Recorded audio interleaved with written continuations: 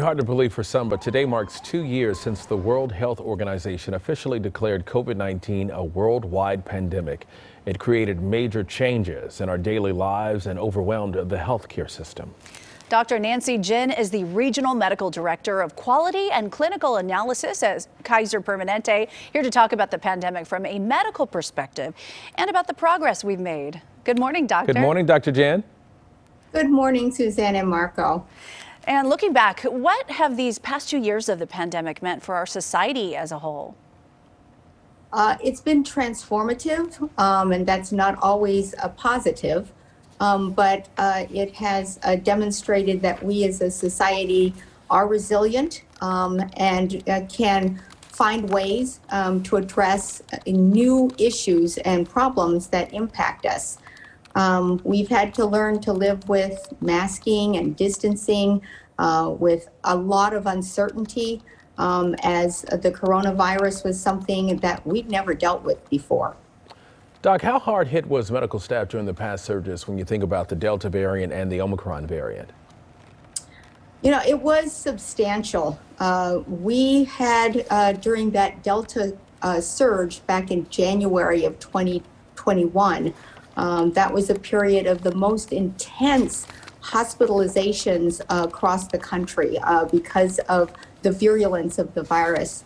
And just as the virus was impacting our patients, it was also impacting our team's own families, and they had to deal with that. Plus, especially in the early days of the pandemic, a lot of concern about what are we dealing with? Am I going to bring this home to my family? I want to protect the people around me, and I want to make sure that I can provide the best care for my patient. And so through that all, the healthcare community really came together.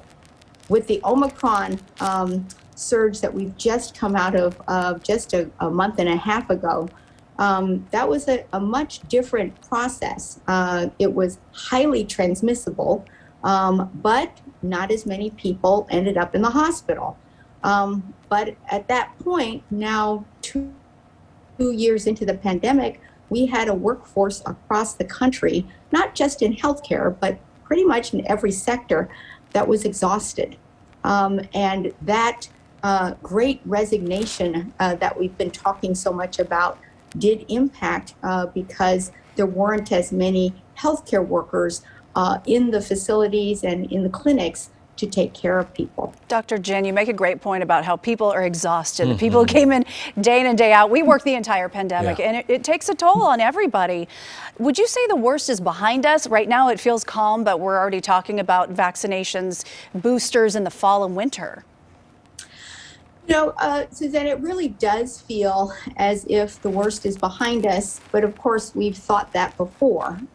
When we first started distributing vaccines back in January of 2021, we thought, okay, get everybody vaccinated by later this year, we're going to be in a good position. Omicron proved us wrong. It showed that there can be newer variants. But you are right. The most recent statistic I just looked at said that between vaccinations and natural immunity from actually having been exposed to the virus, some scientists believe that we may be at 90% in the community, which would put us well into the herd immunity. But we know that natural immunity doesn't last forever.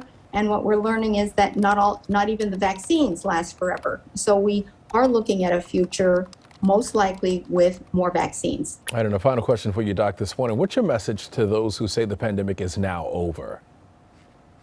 You know, all we have to do is to turn on television, look at social media, and see what's happening in Hong Kong. A country that through December of 2021, so just a couple months ago, had only had 200 deaths in a country of 7.5 million. And today they are standing at 3,900 deaths and climbing. These are scenes like what we experienced in this country out of New York City at the first month that the pandemic really took off. people stacked up on sidewalks, on gurneys, hospitals overflowing. That's today. So we don't have to look far to realize that it's still out there. And this virus, if anything that it's taught us, is that it is itself wants to survive, and it is willing to mutate and to change into new variants in order to do so. So we're not really done with it.